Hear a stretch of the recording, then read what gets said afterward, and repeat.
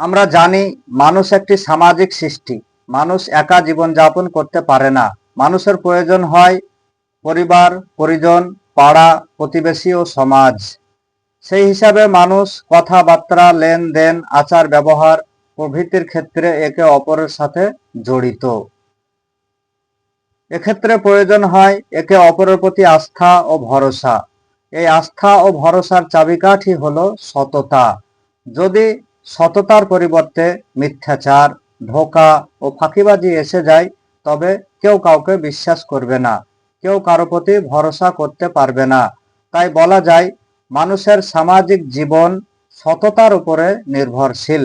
এই পৃথিবীতে মানুষের সুষ্ঠু জীবনযাপনের উৎস হলো সততা। তাই কুরআন ও হাদিসে সততার প্রতি খুব জোরালোভাবে আদেশ দেওয়া হয়েছে।